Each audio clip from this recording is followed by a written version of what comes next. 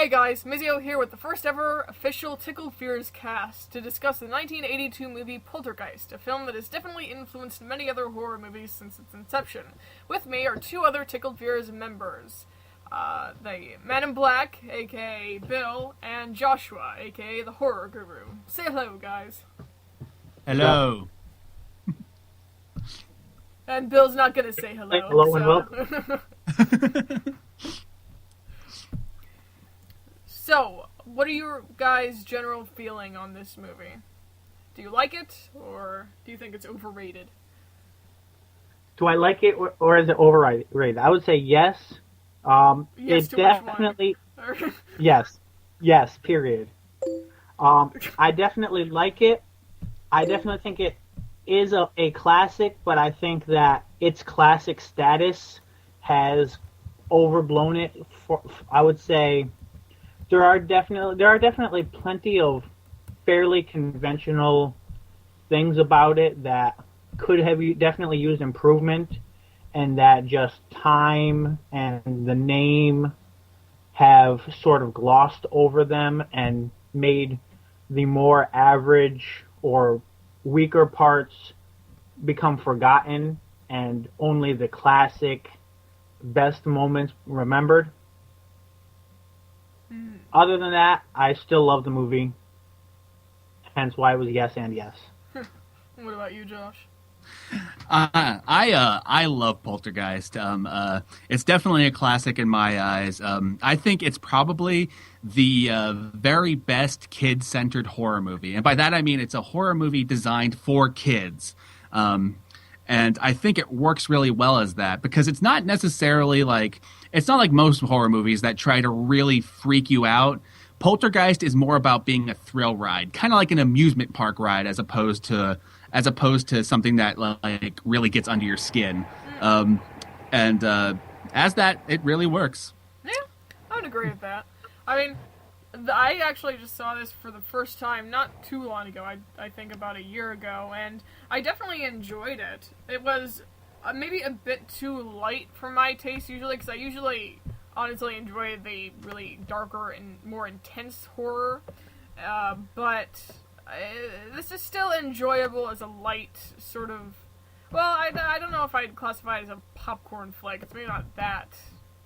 Because that could be taken as negatively sometimes, but it's still a good movie, if a bit overrated, but I do definitely enjoy it. I definitely think, as someone who movie and grew up watching this movie 100 times, that it's definitely not a perfect movie. I think that mostly has to do with its age. There are definitely some cheesy things about it, some really cheesy lines, actually. I think you have to expect that with any 1982 movie. Yeah, exactly. It's just a product of its time. Some of the effects haven't aged too well. Some of them look amazing, but some of them definitely look like someone just kind of cut and pasted it into the movie, and Yeah. and it's kind of funny to look at instead of scary. But thankfully, because the movie's not going for creepy, it works. Overall, though, I think with early 80s effects, they could have done a lot worse. Well, yeah, this was the very best, because this was a Spielberg production, and Spielberg got the very best of ILM to work on it. So. Well, believe me, you can't miss the fact that it's a Spielberg production, because his name is about 7 or 8 times in the opening credits. Well, yeah, that's because he came up with the initial story for it. I am Steven Spielberg. This is mine. and he based the initial premise of it basically on everything that creeped him out as a kid. When he was a little kid, he used to have this tree in his window that freaked him out all the time, and he always had these nightmares of the hands coming out of the tree and grabbing him and pulling him out the window. And that's actually the basis for a scene in the movie. He was also freaked out by clowns a lot as a kid, which is the basis for that clown doll that's sitting at the foot of the kid's bed. I don't know why, if that thing freaked him out so much, he kept it there all the time, but whatever. I would have just shoved it in the closet if I were the kid. That is one thing about this movie that is actually vaguely creepy, and I have to wonder what kid would have that in their room. Exactly. Like I said, I would have shoved it into the closet long before this. Oh hell, I would have thrown it away.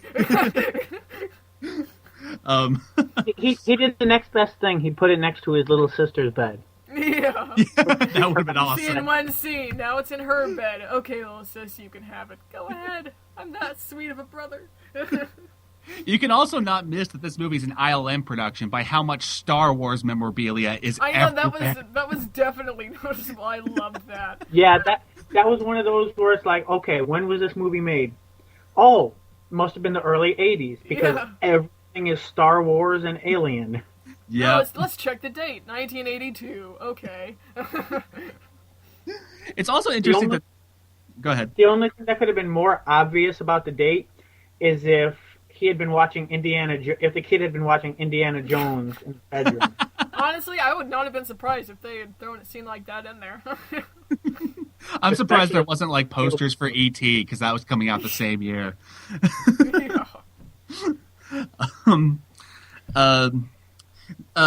Besides Spielberg, this is also a Tobe Hooper production, who most people will know as the director of the Texas Chainsaw Massacre, a very different movie. Very, very different. Oh yeah. Yes. In fact, it's so different that it's led to a controversy surrounding this movie of whether Spielberg was the actual director or not. Well, from what I've heard is that Hooper started directing it, and then at some point nobody knows what point he either quit or was fired, and Spielberg finished the movie. Yeah, there's conflicting stories like that. As far as I know, he was on production the entire movie. Well, the thing is that a lot of people, when they come to this controversy, kind of miss the fact that even if you're the director, filmmaking is a collaborative medium. And Spielberg came up with the idea for the story. He produced it. He was involved in the storyboards. So his touch is unmistakable in this movie. I was going to say, especially if Steven Spielberg is the producer, he might as well be a co-director. If you have a name like that with a producer credit, Spielberg, Lucas, anyone like that, they might as well be co-director, co-writer, and everything else. I mean, some producers, might be, pushed to the side by the director's vision, but at the same time, some directors will be pushed to the side by the producer's vision, and Spielberg is definitely a producer who will have that kind of weight. Yeah, that's definitely true. And he was initially slated to direct it, but he had a contract at the time that didn't allow him to direct more than one movie. That movie that he did that year was E.T., so he couldn't do Poltergeist, and he ended up getting Tobe Hooper because he really loved the Texas Chainsaw Massacre. So either way, though, this is definitely essentially still his baby. So though there are distinct Tobe Hooper touches that a lot of people miss in the movie. Yeah. For instance, Tobe Hooper is a very big hippie. Watch the Texas Chainsaw Massacre, and you can tell. And there's a scene in the movie where the two parents are having a gay old time smoking a joint in their bedroom. And you can tell just by watching that scene that was a Tobe Hooper edition. Yeah. Yeah, the mom in particular throughout the whole movie was like, yay! Exactly. I'm liberal! So. You know what's interesting? The first time I watched this movie, there were certain scenes that I'm thinking, all right, those scenes are creepy. Those were Hooper. Then afterward, I'm looking at it, wait a second. That scene was ripped directly from Indiana Jones and transplanted into different context. That whole face melting scene, unless they worked together on it, was pretty much just copy and paste from Indiana Jones. I think a lot of this movie is them working together at it. I'm 90% sure what happened was Spielberg came up initial idea for everything because, like I said, he came up with the initial story. Hooper gave his spin on it, and then Spielberg put more input on it because he's the producer. That's what they're supposed to do. They're supposed to keep putting their input in on what's happening. They're supposed to keep everyone on track. Even if all the rumors you hear are that they were constantly butting heads and this and that. From what I hear, that's not actually true. Like, it's more like Hooper would set up a shot, Spielberg would come in and make a few alterations to his liking, and then Hooper would say shoot, and they'd shoot. Yeah, which that sort of thing is to be expected anyway. Yeah, that happens on a lot of sets. Like, unless you're freaking Martin Scorsese, and no one's gonna fucking tell you what to do. But then again, even if it was Spielberg, he would I don't think anyone has that kind of name against Spielberg. All I know is if I was shooting a movie and Spielberg was my producer and he came up and said, "Oh, if you kind of move the camera like a little bit to the left, I would listen to him." Yeah. It's freaking Spielberg. Yeah, definitely. I don't think you're gonna go. No, I like it my way. Thanks for the advice, though. Exactly. Honestly, just the way I do things, I would be like, tell you what, we'll shoot it my way, then we'll shoot it your way. Bill, I'm really not surprised. And the editor can pick it up. And there's a couple other things that I'm pretty sure are Hooper additions. One of my favorite moments that not a lot of people notice is at the end of the movie during the climax. The daughter comes home after presumably spending some time with her boyfriend. And not a lot of people notice this, but she has 2 fat hickeys on her neck when she returns home. Really? Yeah, like look at her neck during that scene next time you watch this movie. I'm curious, though. There's a hickey on either side of her neck. Is that the one where she just stands in the middle of the street screaming, or the time before? The completely pointless older daughter. Yeah, exactly. She's screaming like, "What's going on?" Look at her neck next to him on that scene. Wow. I'm guaranteeing you that was a Hooper edition. I guess it makes sense considering, it just makes sense, but especially because this scene happens after her scene where her mom was telling them of the hotel they're going to be staying in, and she's all like, "I remember that place," and the mom's like, "What?" And then she changes the subject quickly. I'm pretty sure the promiscuous daughter thing was a Hooper edition. I'm really a slut, but I'm still wholesome. That actually makes the daughter a little bit more memorable because otherwise she was an entirely pointless. Well, exactly. Even with that subtle addition, though, I mean, what purpose did she serve to this plot? I can't even call her a pointless character. She was a pointless set dressing. What she was, and there's a lot of this in the movie, is that she was a character that kind of represented the rest of the world. Because if you watch this movie, what it excels at is creating a world outside of the events that are happening. A lot of movies just kind of center on their own little place that the movie's taking place in. But this movie goes out of its way to set up this whole community and everyone in it.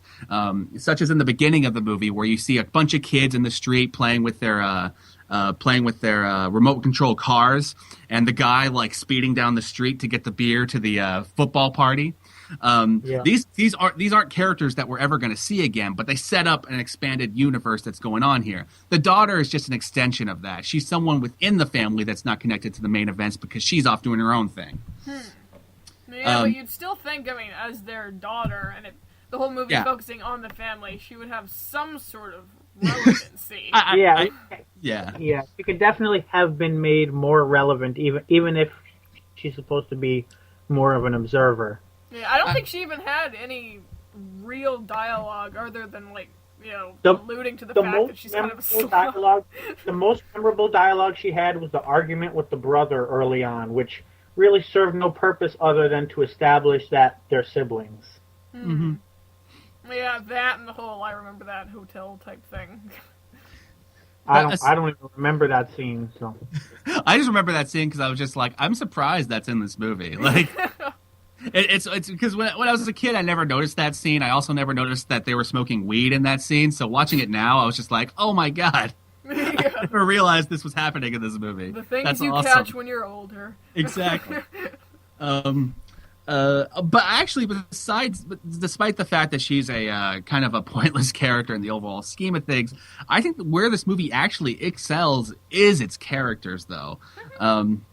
The family is a highly believable family, and I like the detail they get to. They give you these little details, like the fact that the parents are smoking weed gives a little insight into what type of people they are without actually saying anything. And I thought things like that were nice touches. Yeah, they're kind of a standard family, but they have enough of a unique twist that they're all pretty likable. Exactly.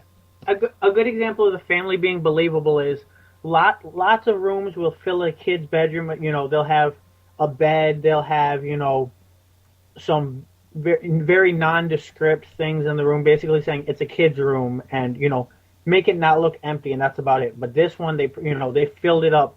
Star Wars, a full-size Darth Vader standing watch over him while he sleeps, which he's not afraid of, but he is afraid of the clown. The alien poster. They set up. It sets up a personality without really having to say anything. One thing I really appreciated in this movie, it's kind of a lost art these days. I mean, don't get me wrong, movies still do this, especially the good filmmakers. But like even in something like Inception, you have this problem where movies will tell you more instead of showing you things. And in this movie, they actually do a great job of showing you a lot of things that most movies would do in exposition. Like, for example, at the beginning of the movie, when we're first introduced to the parents, they're laying on their bed, and the dad is sitting there reading a Ronald Reagan book on his life and history, which tells you a little bit of what the dad is like. Yeah. Seeing them at the football game and getting mad at the neighbor because the neighbor has the same remote control tells you a little bit about them without doing an exposition dump on it. And then once again, like the son, we see everything in his room. So it tells us a little bit about him. Like just the fact that he has a Star Wars poster tells you what kind of kid he is. Yeah. Star Wars and Alien poster, my kind of kid. Exactly. And showing you the scene where the bird dies and the mom tries to dump it, but the daughter gets really upset about it. Tells you a little bit about the daughter and the mom. And the daughter forgets it immediately. Yeah. I like how the dog just starts burying it up in front of her, and she's like, whatever. Well, I like how they kind of dig it up in the pool and no one mentions anything. That's true, actually. No one says a thing. Yeah. Actually, a scene I really love that I also think is a Hooper edition is the scene where the daughter gets hit on by the construction workers. And she looks like she's gonna do the Macarena or something. Then she flips them off, and the mom just kind of smiles at it. Those parents would get pissed off at both of those events, but the mom just is kind of like, "That's my girl," and I'm like, awesome. That tells us everything we need to know about those two and their relationship. Yeah, I really liked the mom in this movie. Like even the scene in the kitchen where she's showing the dad, how things are mysteriously sliding forward, and it happens the first time. She just starts jumping up, she's so full of life. I love her. Yeah, she's definitely a free spirit. Yeah. Beautiful. And the dad's a little more conservative. He's a little more. This happens, and he has when it first happens, you can tell he's going through a crisis of faith immediately. Yeah. He doesn't know what to say. It's like he doesn't want to believe it, but he knows he has to. Even before he sees it, they actually exposit this, but they exposit it in a fairly subtle way. I forget the exact wording. That's right. The mother turns around. She's like, "Remember back when you used to have an open mind," which essentially translates to "Remember when you didn't have a stick up your ass." Yeah. And that's how you exposit information without actually doing it. You're indirectly doing it, and that's a good idea. It's great, and it fits with the characters. That is definitely something this movie just aced totally. There weren't even that terribly many conversations of them talking about backstory and such, but we still knew them in a way. The only scene where they talk about backstory, and it's actually fairly believable, and it's a really unique one, is that's the scene with the parapsychologist, and she's talking with the mom, and they're whispering, and she's kind of talking about how she's a professional, certified psychologist, but she spends all her time searching for the paranormal, which is not the normal thing to do, and that scene's really great because normally when you think of the parapsychologist and people who are obsessed with the paranormal, you think of kind of these obsessive kooks who their whole world revolves around it. But clearly she's not that kind of person. She's someone who kind of admits that what she does is a little ridiculous. And I thought that was kind of a refreshing take on that type of character. Yeah. You don't see that very often.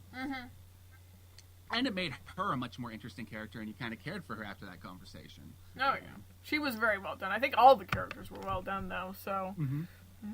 Now, Josh, you've mentioned, before we started recording, similarities to The Exorcist that you spotted. Yeah, this is just a funny thing I was noticing when I was watching the movie. How the movie kind of follows the structure of The Exorcist in a lot of ways, and even borrows scenes from The Exorcist. It plays them a little differently, but... It is interesting thing to note. I mean, the essential plot of the movie is you have this little girl who's taken by some entity in the house, and the entire movie is trying to save the little girl. That's the plot of The Exorcist. At the when this first happens, the family goes first to go seek science for the answer. When science fails, they go seek a spiritual answer. When the spiritual answer happens, they all have to have a renewed version of their old faith, because everything gets questioned. The reality of it gets questioned.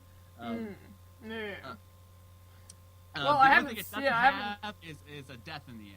Yeah, they went for a much happier ending. But I haven't actually seen The Exorcist in years. But I remember generally, I remember it generally, and I can definitely see the similarities you're discussing. So.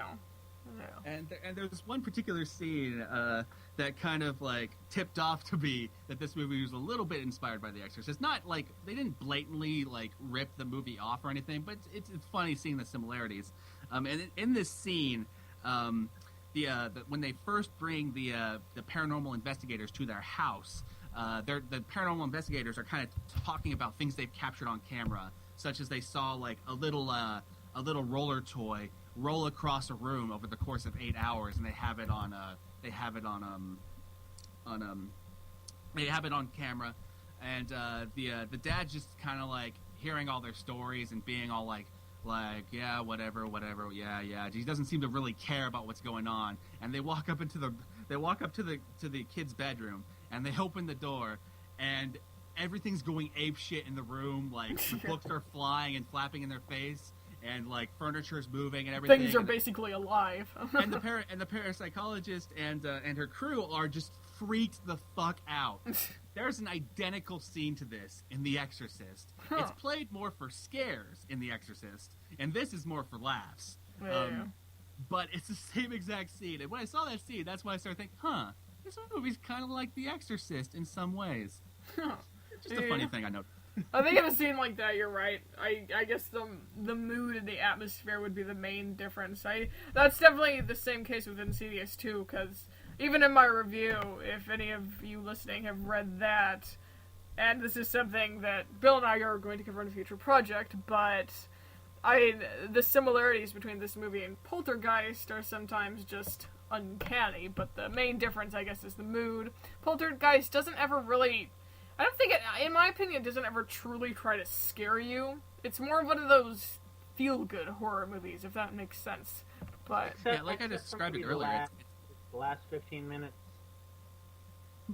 The last 15 minutes are brilliant. That last shot is so funny. Yeah. When they go inside the motel room, and he just scoots the TV out. Yeah, that is a classic ending. I love that. Yeah. We're not taking any risks. Actually, a good example of how this is more of a feel-good horror movie is probably my unsung hero of the movie, my favorite character in the whole movie, the dog. When the movie opens up, it's literally just the dog like going around the house and like finding food scraps and just eating it. And he's the first character we really get to know. And throughout the movie, he's like reacting to the ghosts and stuff, and Yeah, even though I guess in a way, in the beginning, I think Bill, didn't you make a joke about this when we were watching Poltergeist a week or so ago, that he was basically in the beginning just an exposition dog because he was used to introduce all the characters to us. Exactly. He is the hero of this movie. He is the best character in the cast. Best actor too. And you know it's a feel-good horror movie when the dog doesn't die. So I think part of what adds to the feel-good spirit of this movie is the score. It kind of alternates between like suburban whimsy and just kind of like not like creepy terror, but more like chest-pumping thrill ride. I believe the score was done by Jerry Goldsmith. And he did a great job with this movie. He was actually, I believe, up for the Oscar nomination for this movie, but ended up losing to John Williams for E.T.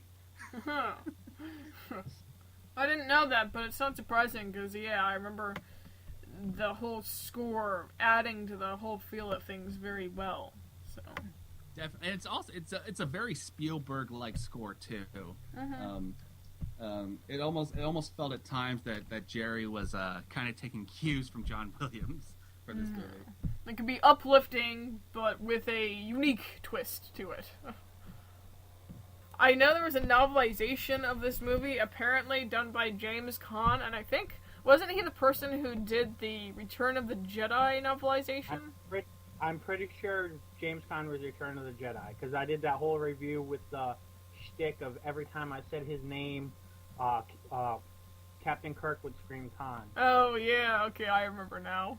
I haven't actually read that, but have either of you? I don't think I have. No, I've not. Interesting. But I wonder how that is, and the differences. Wikipedia isn't really listing any differences. But it's probably interesting. Are you on the novelization article or the movie article? The movie article. I don't think there's an article for the novelization. I was going to bring up this point to try bringing a discussion, but since it doesn't list anything and none of us have read it, that really isn't going anywhere, is it? I have something to talk about. It's something that I think is done superbly in this movie. I don't know whether I have Spielberg to thank for this or Tobe Hooper, but whoever did it was a genius. This movie has a expert method of surprising people, and the way it does it a lot is through parallel action. And for anyone who doesn't know what that is, that's when you have two events occurring simultaneously and you cut back and forth between them. Oh, yeah. This if done well, that sort of thing can always be really good. Yeah, and this movie does that a lot, to the point where what they do is they'll make you think something's going to happen to someone else, but then the bad thing happens to the other person, the person you're not expecting it to happen to. For example, there's a scene where the mom is about to take a shower, and anyone who's ever seen a horror movie is immediately thinking, oh no, it's the bathroom, she's getting naked, it's a tub of water, Freddy's hand's going to come out and, like, attack her vag or something. But cut between this is the little kid and the clown. And we've seen this clown before, and we've seen him just kind of throw like his Chewbacca his Chewbacca shirt over on top of the clown, and that was that, and no fear anymore. So you're thinking, after you're seeing this movie, after being conditioned that that's what's going to happen, you think, okay, something bad's going to happen to mom. But no, the clown freaking attacks the kid, and the mom, nothing happens to the mom until she gets out of the bathroom. The deep-rooted fears of the boy like have come true. That's really effective. And there's a scene earlier in the movie where they do it too, with the kid getting attacked by the tree and the girl in the room. You think that something's going to happen to the boy, but it's the girl who gets taken to the other side. Yeah, that scene is done really well because they totally have you fooled. Yeah, he was pretty much going inside that tree.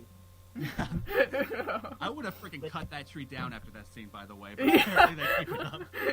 That scene where I don't know if this was Tobe Hooper or if this was completely unintentional or if this was just someone in the art department playing a gag, but I swear that tree had a vagina that he was going into.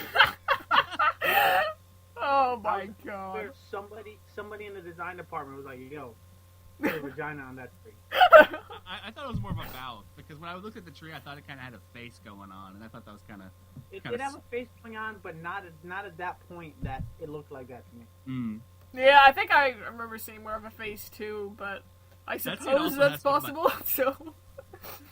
That scene also has one of my favorite unintentionally funny lines.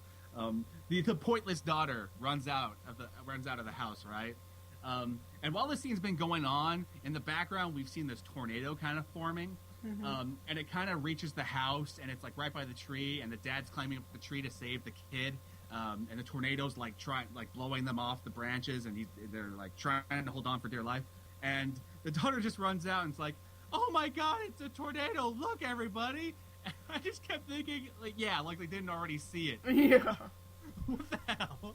Of course, you always have to have the character in every movie who says the most obvious things. Way to contribute. Especially in horror movies, it's kind of a law. Yeah. You have to be stupid. The killer's right behind us. We have to run. Really? I thought we were going to stop for tea. Honestly, one horror movie where everybody does the smart thing. and everything bad still happens.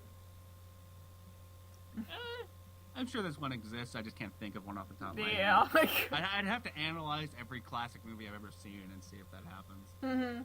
yeah. I'm sure actually, there's I think one, The but Exorcist might actually be an example of that. Now that I think about it, yeah. Unless you count the daughter playing with the Ouija board, but No, but something like that is like, I mean, so common, and who would really go into a Ouija board thinking, okay, there's a good chance I'm gonna summon a demon or something, but it's okay, I'll take that risk. other than that, I would definitely say The Exorcist is an example. My other favorite unintentionally funny line is when the dad is yelling at his boss at the end of the movie, and he just starts screaming at him. It's like, you moved the headstones, but you left one. And he repeats that like 6 times. Yeah. Well, you know, if I was the dad, I'd be pretty damn pissed too. And I'm just like, okay, he got it the first time, and you're starting to sound a little ridiculous. Yeah. Since we're talking about funny lines, there's this one scene. I was discussing this with Opal last time we watched the movie. In the scene when they first show the audience the poltergeist activity, and they're like, "All right, sit down here and slide across," and she was like, I forget the exact wording that it was used, but basically Opal and I were just looking at it like, she just described an orgasm. She doesn't Oh my god, yeah. That She really... did, yeah. Oh man, she did. Next time any of you watch that movie and that scene, you really need to just pay attention to that. There is I'm an almost ulterior... certain that was intentional. I'm almost certain. It just seems like the kind of thing that like a writer would put in. Just Yeah. But once again, the younger kids wouldn't understand it, but the adults would be like, huh, I see what you guys exactly did like there. they wouldn't understand that the parents are smoking weed there. They just think they have like they're rolling a cigarette or something, or they have no idea what they're doing. Yeah. But Another character I actually really like is the neighbor. He's such a Spielberg-like character, just that kind of like kooky neighbor who hates the family. yeah, I think the neighbor was a pretty good source of comic relief throughout the entire thing. Even like the whole TV remote scene, that actually was pretty good. Yeah. But yeah, I have to say that the one scene with the mom after the shower, I think it was right after she had taken a shower, and then the whole poltergeist activity started up again. Were they purposefully trying to make it look like she was being raped by the ghost? Because that seems oddly dark for this movie. That scene's actually parodied in one of the Scream movies or scary movies. It's a Scary Movie 2, I think, except it's consensual. Yeah, and she starts getting raped, but she's all like, "Yeah, I like it. Keep fucking." You know that whole premise of them building a housing complex on top of dead bodies that are still there. They built San Francisco on that. They did that for San Francisco. Yeah. Mm-hmm. I remember hearing that because I go to San Francisco a lot, and my parents told me about that one of the times we went there. My elementary school growing up was built on top of a cemetery. They claim to have moved the bodies, but I don't know for sure. That's what they claimed, but you never know. So when you're going to San Francisco, consider it City of the Dead. Or at least the city built on the dead. I'm saying, for the City of the Dead, that'll be kind of fucked up. They'll have some telekinetic zombies causing her to puke up her intestines and everything just walking That'd be through the so city. awesome. Yeah. That would be so awesome. So what do you guys think about this whole apparent poltergeist curse? It's a series of happenstances that people decide to connect the dots to. I mean, All I know people is- died after the movie. Oh my god, that means the movie's cursed. Yeah, but there were actually quite a few people, so... This podcast. Well, here's the thing. If you go back far enough, everyone died on a lot of movies. Well, true. But I think, wasn't it... I don't know the exact details, but wasn't it like after every movie, one major character from that film would die or something? Yeah, it was something like that. and a lot of people speculated after I believe it was Jo Beth Williams, the Diane, the mom. She I guess on some VH1 special let it known that the skeletons in the finale, those skeletons were real skeletons. They weren't prop skeletons. Were they? Because it was cheaper for the production to actually buy real skeletons than to build them. How does that work? Cheaper to get real skeletons? Well, because they use real skeletons in medical school and things like that, and in people give their bodies up to science, but after your body decays, the medical students don't have much use for what used to be your spleen, so they can sell your skeleton off. Yeah, true, I suppose. But I mean, you'd think using just some really cheap material would be much cheaper than that. But yeah. Well, but if you wanted to look realistic. Yeah, true. And they did, definitely. Well, obviously they did, since apparently they were real. That just makes me wonder about the skeletons in Temple of Doom. Probably. I'm sure they've done it in many movies, and this is just the movie where people think it's cursed, so they thought it had some sort of special connection to that. So let's prove curses once and for all. Let's do Poltergeist and Macbeth as a single production, and nobody will die. I would love for them to make a whole movie on the Poltergeist curse, like a movie of the production of the movie following someone, and it would just be like a meta, it would be kind of like Wes Craven's New Nightmare. It's a movie in a movie. Yes, a total '90s meta movie. It's Inception all over again. Oh. Is somebody going to make an Inception joke every time something is inside something? Absolutely. And that makes me sad because I've seen Dreams Within a Dreams in other movies, damn it. Inception was the first. So the Russian nesting dolls should just be called Inception dolls. Yeah. Do either of you have... The only thing we haven't covered is anything to do with Carol Ann or the climax. Yeah, but really wasn't that... I mean, Carol Ann was used as... I mean, she was, I guess, the main character, but... I honestly don't have much of an opinion on her other than she was just a plot device. I mean, she wasn't dislikable or anything, but... Carol McGuffin. Her the McGuffin. main character. I would say MacGuffin feels more right. Because Steve and Diane, the mom and dad, they were the main characters. They kind of shared that role together. Yeah, the mom especially, I guess. Because every conflict in the movie was their conflict. It was what they had to deal with, what they had to overcome. They're the ones who had to bring in the investigators. They're the ones who had to go into the beyond or whatever they called it in this movie, and bring Carol Ann back. Yeah, true. Yeah, I still think of that first scene when Carol Ann wakes up the family by staring at the blank TV. You see the father kind of reach. It looks like he's reaching for his belt, but then it gets cut off. If he just pulled out his belt and finished the job, and she had stopped staring at blank TVs, none of this would have happened. This is what you get for talking to the TV. Bam! God, you're terrible. God. You really are. Why does your mind watching always go to these things immediately? I'm just watching this scene.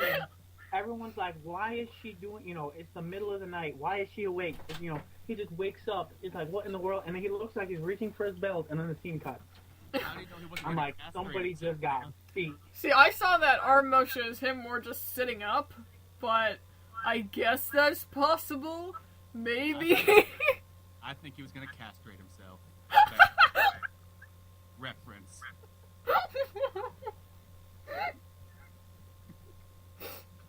We don't need more castration discussion. Am I the one who's confused on when that scene's supposed to take place?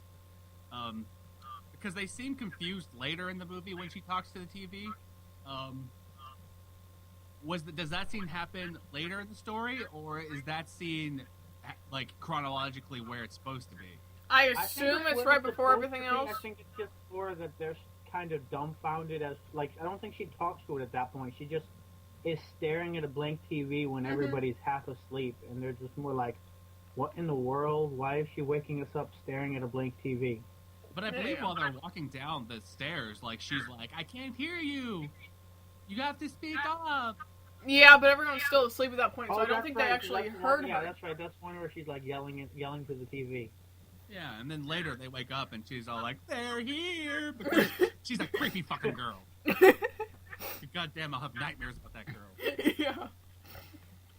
But I think it just becomes much more obvious to them that there is something going on after that point. So I think maybe they're just used to her sitting really close in front of a TV, because we do see the scene later on with her sitting in the kitchen like 2 inches away from the TV. So God, that scene was hilarious. She's like 2 inches away, and they're like, that's not good for you. So they changed the channel to something that sounded like it had lots of explosion. Yep. Yeah, that's not necessarily a bad thing, though. I was raised on horror, so hey. Well, were you raised on horror 2 inches from your face? Well, true. That's exactly the conversation we had. I was saying, Poltergeist 2, Carol Ann gets epilepsy. This movie is not friendly to epileptics, by the way. Yeah. Constantly just flashing lights all over the place. I was actually hurting my eyes because I watched it with the lights out. You know what? I take back what I said earlier when I said this movie's not actually scary. Because Zelda Rubinstein is the scariest motherfucker alive. Actually, she's not alive anymore, but at the time. Every time she spoke and like looked into the camera, I'm like, she's gonna kill me. Now, who's that? Was that the lady running the climax, or is that somebody else? She was Tangina the psychic. She was the one who was in charge during the climax. The one with the higher pitched voice, right? Yeah, the short, higher pitched lady. Yeah. She's a great actress. I love her, but when she gets serious and talks into the camera and it's creepy. They did cast her really well. She was perfectly cast in this role. She did an excellent job. She pretty much makes that whole sequence. Yeah, I love the scene where the dad, I can't remember the exact dialogue, but the dad's like, well, I didn't think I had to answer out loud. I thought you could just read my mind or something. And then she comes up with this witty response. I can't think of the exact dialogue, but that was just great. He was saying, like, he was basically like, oh, she's fake. She's supposed to be a great clairvoyant, but she couldn't read my answer. And then she just turns around from up top of the stairs where she shouldn't have been able to hear him and been like, I just don't like trick answers. Pwned, bitch. That was a really well scripted scene, definitely. Although I would say there wasn't too much comedy in her character, but one thing that I did find funny, where she's just like, you shouldn't go in there, you've never done it before, and then the mother just pulls out of her ass, well, neither of you. Oh yeah, you're right, you go. Yeah. I think that was intended to be funny. There's a lot of funny lines with her, or funny moments with her too. Like when she first shows up in the house, and they all come through the doorway. They step to the side to let her through, and you see the cameraman has like his camera like centered on Craig T. Nelson's crotch, and you're like, why is he so low? And then she walks through, and you're like, holy crap, she is a short lady. I didn't expect that. I think that scene was intended to be funny. It just had that feeling. But anyway, I think we've covered all the main parts of the movie, so... I think so. I think it's a great movie, and you should all go see it, and don't mind what Bill says. It's awesome. Yeah. I definitely love the movie, but I did still, some of the things we brought up, I think, they definitely, for the regard with which this movie is held, you would expect something to have been done better with some of those things. I still love the movie. I still definitely agree it's a classic. I just think we've kind of improved it over time in our minds, in the way we talk about it and think about it. I would argue that a classic doesn't definitively say a movie is perfect, as much as that its positives so outweigh their negatives to the point where it's become a classic. That's just my opinion. Yeah. I'd agree with that. A classic, I guess, would also be represented by, influencing a whole genre, which I think this movie definitely did in a way. Oh yeah, No, because every single ghost movie that... Well, I don't. Would you say that Hostel is a classic? I would say not yet, but I consider it a classic. I love it. Funnily enough, I actually like Hostel 2 better, but that's a discussion for another. Awesome, I haven't seen number 2. Oh, you need to. I would say Hostel is definitely a classic in the same way Scream's a classic. It was a movie that kind of inspired a whole slew of imitators. Yeah. At the time, it was kind of a fresh thing. Mm-hmm. And Blair Witch, maybe, that sort of thing. It inspired the Blair found Witch, footage. exactly. Yeah. Plus, here's the thing. The more people who hate that movie and talk about it, the more of a classic it becomes, because no one will forget it. Yeah, exactly. But yeah, I definitely agree with you, Josh. This is a very good movie. Even if, upon watching it a second time, I was slightly more bored with it than the first time, but it's still a movie that I would definitely recommend watching if you haven't already. It was very entertaining, and it does hold up very well over time, so... It's not exactly dark, but still certainly worth watching. If you have kids, this is a horror movie you can let your kids watch. Yeah. Mm-hmm. I don't know, I've always heard it is a definitive horror movie for kids. No, it is a movie that scars kids. There's a difference. I wish I watched it as a kid, because as an adult that had already read the book, it just bored me. It is a movie where you watch as a kid and you will never look at a clown the same again. Poltergeist is a movie that you watch as a kid, you kind of get scared, but you have fun with it. Kind of like Gremlins or The Gate. Anyway, I guess that concludes the first episode of the Tickled Fears Cast podcast. So, hope you enjoyed it, and tune in next time, everyone. Josh and Bill. Yes. Say goodbye, Bill. Bye. Bye. Bye. Bye.